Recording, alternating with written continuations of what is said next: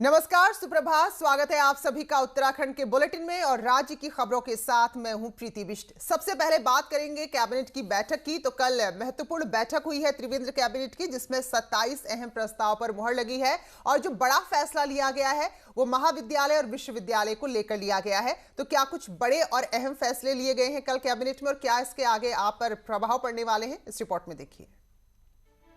Cabinet में सबसे पहले कोविड वैक्सीन डिस्ट्रीब्यूशन की तैयारियों पर प्रेजेंटेशन दिया गया। अब बताया गया कि पहले फेज में कुल जनसंख्या में से 20% लोगों को कोविड वैक्सीन लगाई जाएगी। इसमें फ्रंट लाइन वर्कर्स की सूची बना ली गई है। राज्य स्तरीय स्टीयरिंग कमेटी के अलावा राज्य, जिला, ब्लॉक लेवल पर टास्क फोर्स गठित कर ली गई। टीका लगाने के लिए 1000 नर्सिंग पास आउट और 105 रिटायर्ड मेडिकल ऑफिस की सूची बना ली गई है। कैबिनेट ने अपने दूसरे महत्वपूर्ण फैसले में राज्य में 15 दिसंबर से कॉलेज, यूनिवर्सिटी को खोलने पर सहमति दे दी है। इसके अलावा दून मेडिकल कॉलेज में 44 सुपर स्पेशलिटी पदों को मंजूरी दी गई। तो रुद्रपुर मेडिकल कॉलेज में 927 नए पदों के लिए कैबिनेट ने मोहर लगा दी। जो उच्च शिक्षण संस्था है 15 दिसंबर से वो सारी खोलने के निर्देश दे दिए गए हैं। साथ साथ ये भी निर्देश दिए गए हैं कि जो हमारी कोविड की गाइडलाइन है उसका पालन उनके लिए अनिवार्य होगा और अब 15 तारीख के बाद सारी शिक्षण संस्थाएं विधिवत खोली जाएंगी। कैबिनेट के एक और महत्वपूर्ण निर्णय में चीन की निर्माण कंपनियों के राज्य में एंट्री के दरवाजे पूरी तरह से बंद कर दिए हैं। इसके लिए उत्तराखंड अधिप्राप्ति नियमावली 2017 में संशोधन कर केंद्र के नियमों को हूबहू अपना लिया गया। इससे अब जब भी किसी कार्य के लिए ग्लोबल टेंडर होंगे, उसमें भारत की सीमा से लगे पड़ोसी देश, खासकर चीनी कंपनियां भाग नहीं ले पाएंगी। एक जो हमारी प्रिक्योरमेंट रूल होते हैं उसमें भारत सरकार के जो दिशा निर्देश हैं, जो इस सारे कोविड को लेकर और समय समय पर निर्णय लिए गए हैं, उस संबंध में भारत सरकार के पूरा दिशा निर्देशों को हमने उसमें सम्मिलित किया है। इसके अलावा पुलिस की भर्तियां अधीनस्थ सेवा चयन आयोग के जरिए कराने देहरादून के राजपुर रोड पर सिंचाई विभाग के द्वारा दिए गए 13 पट्टों को वापस लेने, पीएसी, एपी और आरआईबी में अब महिला और पुरुषों की सीनियरिटी लिस्ट को अलग अलग बनाने जैसे 27 प्रस्तावों को हरी झंडी दे दी गई। देहरादून से सुनिंदर प्रभात, न्यूज़ 18। और राज्य में 15 दिसंबर से कॉलेजेस और विश्वविद्यालय खुल जाएंगे। तो ऐसे में पढ़ाई करने वाले 7 लाख छात्रों को सुरक्षित माहौल देने की तैयारी करना एक बड़ी चुनौती है। तो सभी संस्थानों को तैयारियां पूरी करने के निर्देश दे दिए गए हैं। उच्च शिक्षा मंत्री धन सिंह रावत का कहना है कि कॉलेजेस और विश्वविद्यालयों को कोविड गाइडलाइंस के तहत ही खोला जाएगा और कड़ाई से नियमों का पालन करना ही होगा। हमारे लगभग 500 डिग्री कॉलेज हैं, 32 हमारे विश्वविद्यालय हैं, हमारे पॉलिटेक्निक हैं, इंजीनियरिंग कॉलेज हैं। लगभग 7 लाख बच्चे हमारे उच्च शिक्षा ग्रहण करते हैं। बच्चों की पढ़ाई के साथ उनका जो प्रैक्टिकल विषय हैं उन पे भी बहुत ध्यान देना था। अभिभावकों की भी बहुत डिमांड थी, बच्चों की भी काफ़ी डिमांड थी कि सब हमको प्रयोगात्मक परीक्षा में बहुत दिक्कतें आ रही हैं। और सुनील प्रभात हमारे सहयोगी देहरादून से हमारे साथ जुड़ चुके हैं। तो सुनील, एक बदले हुए माहौल में बदले हुए नियमों के साथ कॉलेजेस खोलने होंगे, तो किस तरह की तैयारी यहां पर की गई? बड़ी चुनौती होगी ये।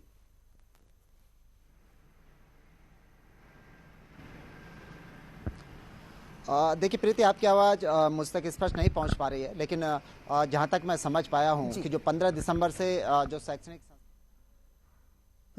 और जो तकनीकी शिक्षण संस्थान खोलने जा रही है सरकार, ये प्रस्ताव पहले पिछली कैबिनेट में आया था, लेकिन कोरोना के लगातार बढ़ते हुए मामलों को देखते हुए कैबिनेट ने इसमें चीफ सेक्रेटरी की अध्यक्षता में एक कमेटी गठित की थी और उस कमेटी ने इस बीच जो भी अपने अध्ययन किया, जो भी स्टडी की, उसकी सिफारिशों के आधार पर कल कैबिनेट ने 15 दिसंबर से जो डिग्री कॉलेज हैं, विश्वविद्यालय हैं या जो तकनीकी शिक्षण संस्थान हैं, इन तमाम शिक्षण संस्थानों को खोलने की इजाज़त दे दी है। लेकिन एक बड़ा चैलेंज है प्रीति, क्योंकि राज्य में लगातार कोरोना के मामले बढ़ते जा रहे हैं। 80,000 के पार कोविड पॉजिटिव का आंकड़ा पहुंच गया है। जो डेथ रेट है वो भी लगातार बढ़ता जा रहा है। 1300 के आसपास अभी तक कोरोना संक्रमित लोगों की मृत्यु हो चुकी है।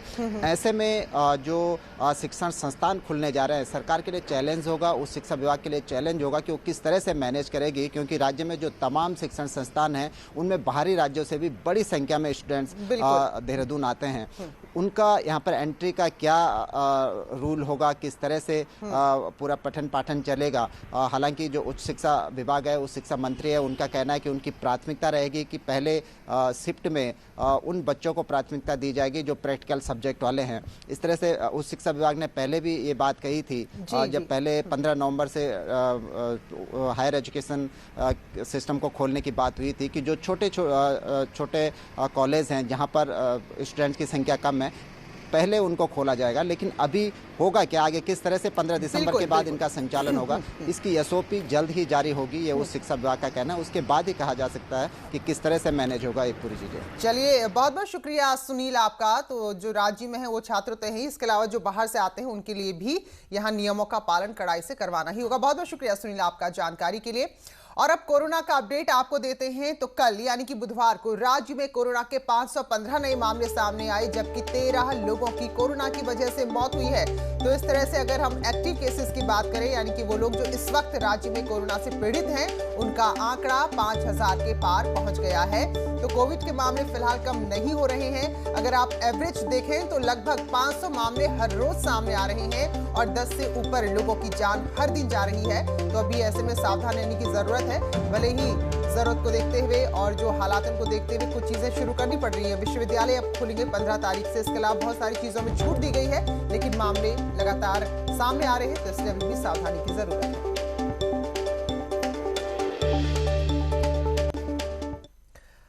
और अब कुंभ को बहुत कम समय रह गया जब महाकुंभ शुरू होगा। तो ऐसे में त्रिवेंद्र सरकार लगातार सक्रिय है, निगरानी उन कार्यों की हो रही है, चाहे वो अस्थायी निर्माण हो या स्थायी निर्माण हो, और फंड की कोई कमी ना रहे। तो ऐसे में लगातार फंड भी रिलीज हो रहा है। मुख्यमंत्री ने निर्माण कार्यों के लिए 21 करोड़ के फंड की स्वीकृति दी है और इसके तहत हरिद्वार में अस्थायी पार्किंग बनेगी, केवल कुंभ के लिए पार्किंग होगी और उसके बाद से हटा दिया जाएगा। वही सरकारी डैम कोठी की मरम्मत होगी, पानी और बिजली की व्यवस्था चाक चौबंद की जाएगी। इसके अलावा ऋषिकेश के जो त्रिवेणी घाट है उसका भी कायाकल्प किया जाएगा। तो 21 करोड़ की राशि जारी की गई है।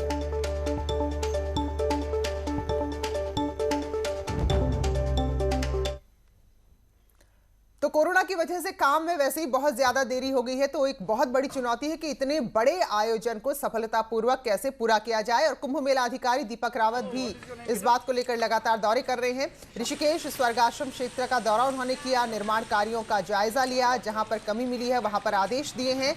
तो साफ सफाई की व्यवस्था, अप्रोच रोड निर्माण और घाटों के पुनर्निर्माण कार्य में तेजी लाने के आदेश यहां दिए गए हैं। इसके अलावा जिन जिन इलाकों में कुंभ के दौरान हमारी कैंपिंग होती है, शासकीय कैंपिंग भी होती है, भीड़ भाड़ होती है, बस अड्डे बनते हैं, पार्किंग्स बनते हैं, वहाँ पे कौन सी फैसिलिटीज़ देनी है, उनकी प्लानिंग की दृष्टि से भी मैं देख रहा हूँ। कितनी टॉयलेट्स चाहिए होंगी, कहाँ पे कितनी बिजली दी जानी है। इसके अलावा मुख्यतः क्योंकि आप जानते हैं कि जब भीड़ भाड़ ज़्यादा होती है तो सभी घाटों पर कहीं ना कहीं थोड़ा लोड पड़ता है। तो सुरक्षा की दृष्टि से भी वहाँ की जो अप्रोच है, प्लस वहाँ पर जो टाइल्स चेन रिपेयर है, वो सब।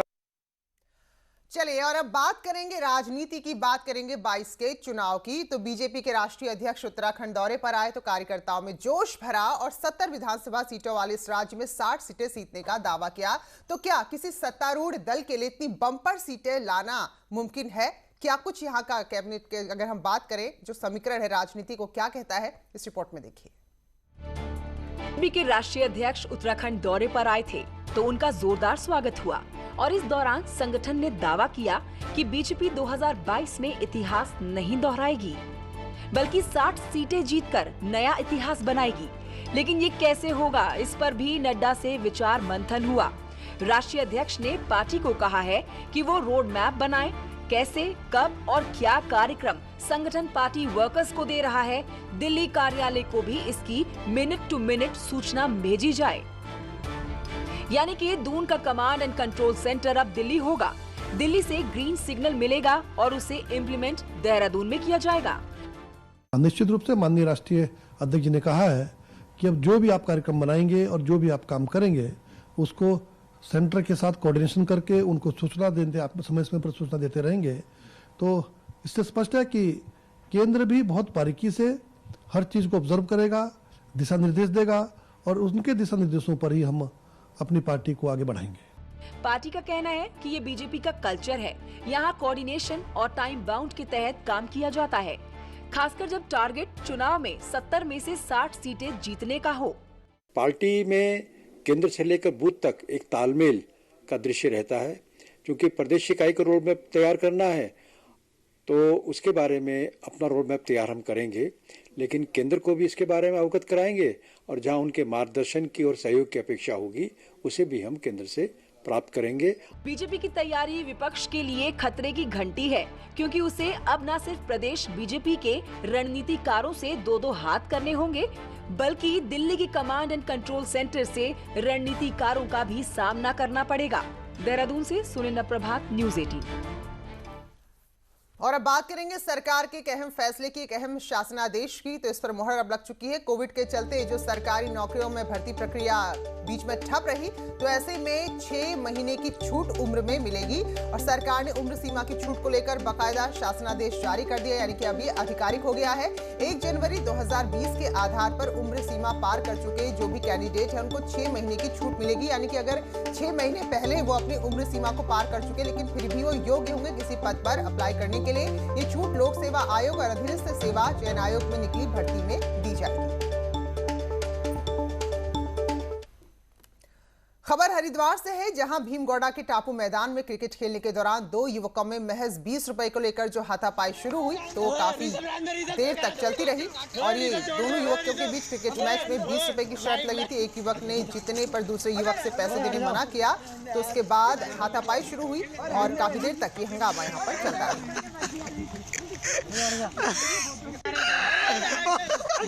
चलो हो गया। चले आगे बढ़ेंगे। अल्मोड़ा के कौसी दौराघाट सड़क पर एक कार खाई में गिर गई, जिसमें 7 लोग घायल हो गए हैं और 2 महिलाओं की स्थिति गंभीर बनी हुई है। घायलों को अस्पताल में भर्ती कराया गया। तो कोसी और दौलाघाट ये सड़क थी जहां पर ये हादसा हुआ। 7 लोग घायल हुए, उनमें से 2 महिलाओं की हालत गंभीर बनी हुई है।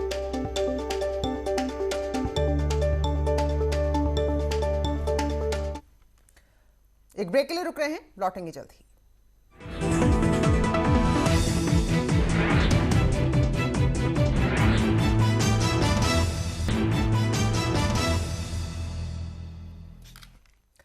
श्रीनगर तहसील के सिरसौड़ गांव में जमीन की रजिस्ट्री के फर्जीवाड़े का मामला सामने आया है। ग्रामीण आरोप लगा रहे हैं कि प्रशासन जानकारी के बावजूद कोई कार्रवाई नहीं कर रहा। तो फिलहाल अब लोग हाईकोर्ट जाने की तैयारी में हैं। हालांकि जिलाधिकारी फर्जीवाड़े को मानने से ही इनकार कर रहे हैं।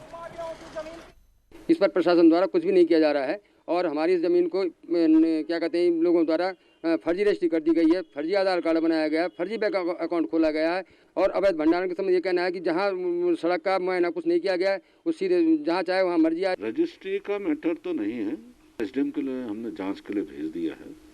वैसे उस क्षेत्र में जिस व्यक्ति के खिलाफ वहाँ पे उनको शिकायत की जा रही है उसको ऑलरेडी भंडारण की परमिशन है, लेकिन हो सकता है जिस जगह पर उसको स्वीकृति मिली उस जगह न देखकर उससे दूसरी जगह इसका भंडारण किया होगा।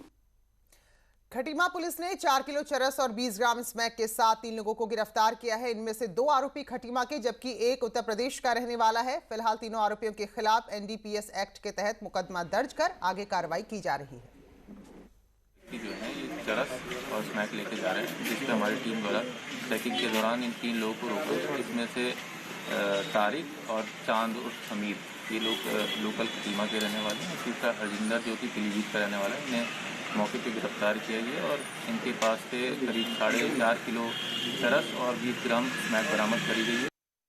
और खबर देहरादून से, जहां आईएमए के सोमनाथ स्टेडियम में कल्चरल कार्यक्रम का आयोजन किया गया, जिसमें जेंटलमैन कैडेट्स ने कई तरह की यहां पर परफॉर्मेंस दी है। तो जो कैंडिडेट्स थे उन्होंने घुड़सवारी, ट्रिक राइडिंग, टेंट पेंगिंग के करतब दिखाए। लेफ्टिनेंट जनरल हरिंदर सिंह के सामने ये प्रदर्शन हुए, शानदार प्रदर्शन हुए।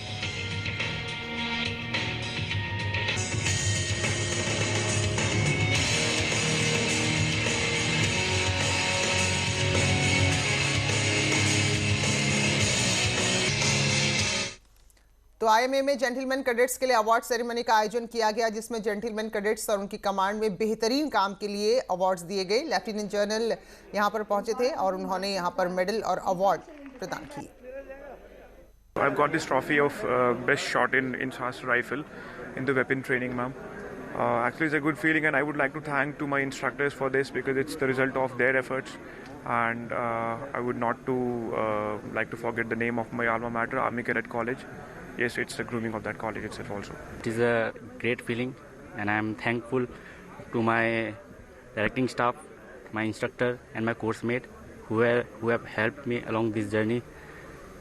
I have spent here 4 years, 3 years in Army Cadet College, which is my alma mater.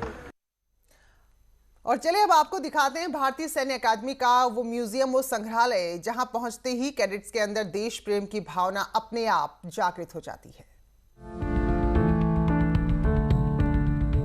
Dehradun की भारतीय सैन्य अकादमी का अपना एक स्वर्णिम इतिहास है।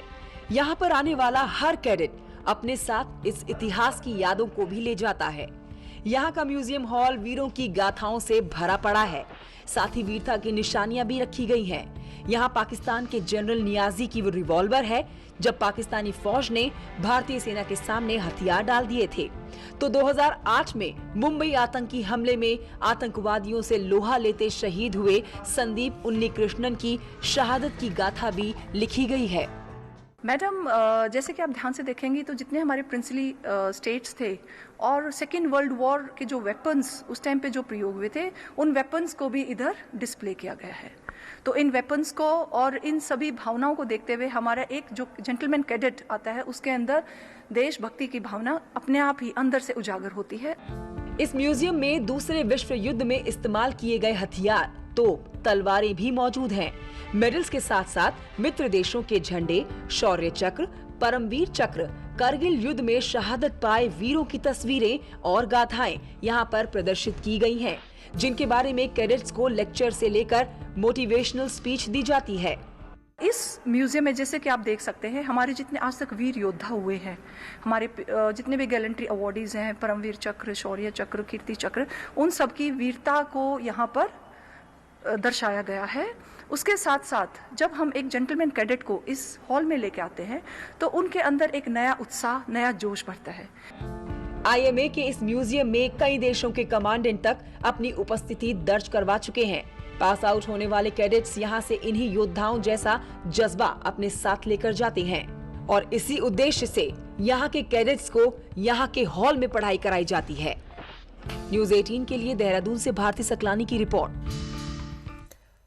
श्रीनगर गढ़वाल के सबसे बड़े अस्पताल राजकीय बेस अस्पताल में अब गरीब मरीजों के परिजनों की रहने की व्यवस्था के लिए भटकना नहीं पड़ेगा। इसके लिए अस्पताल परिसर में रैन बसेरे का निर्माण कार्य शुरू हो चुका है, जो 6 महीने में बनकर तैयार हो जाएगा। राज्य मंत्री धन सिंह रावत ने रैन बसेरे के साथ अस्पताल गेट का भी शिलान्यास किया है।